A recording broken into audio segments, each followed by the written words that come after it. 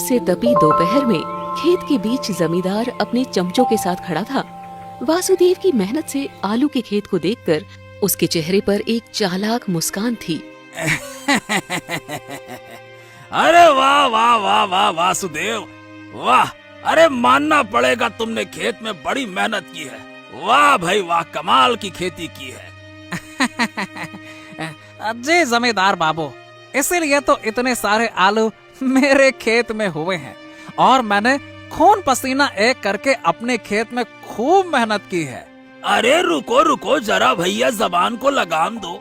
पहली बात तो ये कि जो तुम बार बार इसे अपना खेत कह रहे हो ना, ये कहना छोड़ दो। ये तुम्हारा खेत था, पर जब तक तुम मुझसे लिया हुआ कर्ज नहीं चुका देते, ये खेत मेरा है। जी जी जी जी जी जी मालिक, मुझसे भूल हो गई। अच्छा मालिक, मेरा मतलब है कि आपके इस खेत में इतनी अच्छी फसल हुई है, आप चिंता ना करें। इस फसल को मैं अभी बाजार जाकर बेच आता हूँ और आपको आपके पैसे चुका देता हूँ। ठीक है ना मालिक? फिर तो उसके बाद ये खेत मेरा हो जाएगा। हाँ, उसके बाद ये खेत तेरा हो जाएगा। वाह वाह वाह रे वासुदेव, बड़ा चतुर समझता है खुद को।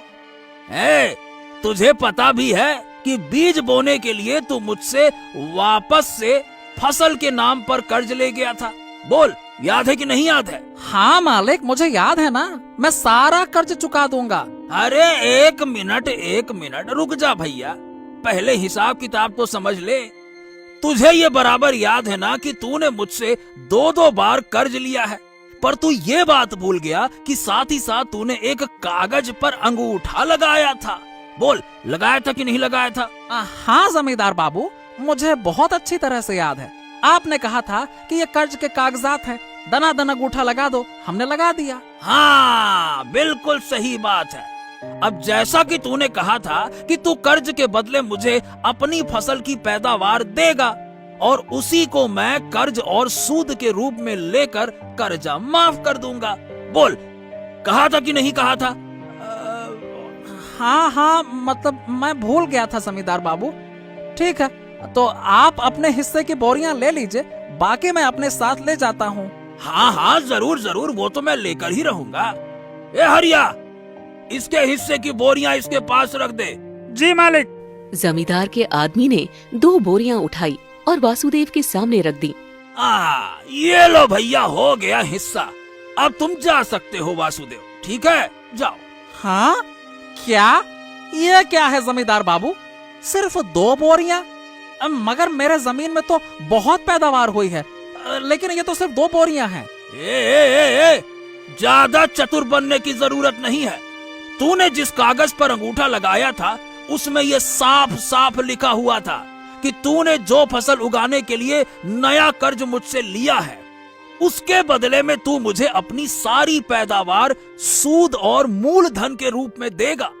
हाँ, और उसके बदले में तू सिर्फ 2 बोरियां ही घर ले जाएगा।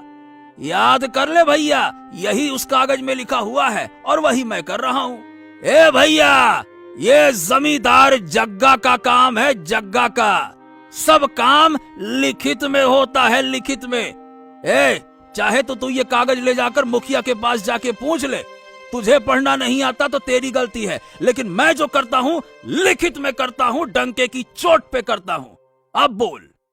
जमींदार साहब, मगर मैंने ऐसी 2 बोरियों वाली मांग तो आपसे कभी नहीं की थी। इस गरीब पर थोड़ा रहम करे मालिक, रहम करे। अरे 2 बोरी आलू लेकर मैं अपनी अगली फसल तक कैसे जिंदा रहूंगा? मुझ पर दया करे जमींदार बाबू, मेरी बीवी, मैं दोनों भूखे मर जाएंगे।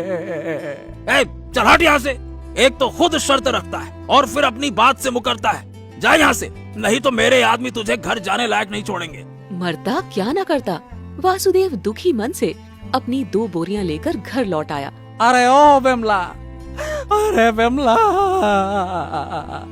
उस जमींदार ने हमें वापस से ठग लिया। क्या करूं मैं? क्या हुआ जी? अब क्या किया उस जमींदार ने?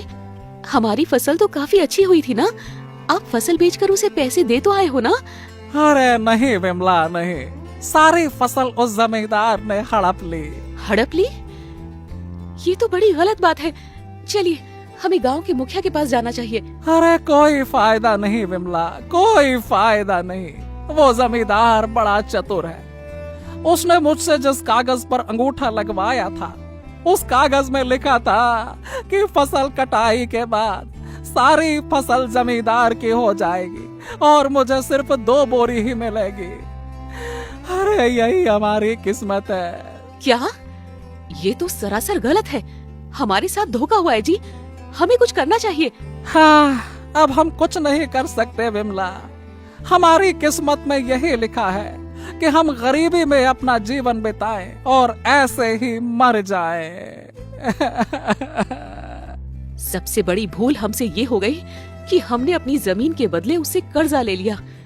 अब हमारे पास इतने भी पैसे नहीं हैं कि हम अपनी जमीन पर बीज बो सकें। अरे इसीलिए तो हम बीज बोने के लिए हर बार जमींदार से फसल के नाम पे कर्ज लेते हैं। और क्या करें, हमारे पास कुछ बचता तो है नहीं। और जब भी हम फसल लेने जाते हैं, वो कोई ना कोई नई शर्त लिखाकर कागज में हमसे अंगूठा लगवा लेता है और आखिर में हम ठगे जाते हैं। क्या करें, क्या करें। हमने जो अपनी जमीन पर कर्ज लिया था, वो तो हमने अपने बेटे को शहर पढ़ाई करके आने के लिए दिया है। कुछ ही दिनों में वो लौट कर आने वाला है। मुझे जरूर उम्मीद है कि हमारा बेटा जरूर हमारी सारी तकलीफ दूर कर देगा। हाँ, मुझे भी यही उम्मीद है अपने बेटे से, अपने पुत्र से। बस वो हमारे पास वापस लौट आए। अरे जमींदार को ये नहीं पता कि हमने अपनी जमीन गिरवी रख के जो उससे कर्ज लिया था, वो हमारे बेटवा को पढ़ाने के लिए लिया था। नहीं तो वो ससुरा हमें कर्ज देता क्या। वो तो बड़ा चतुर है, 1 पैसा नहीं देता बेटा को पढ़ाने के लिए।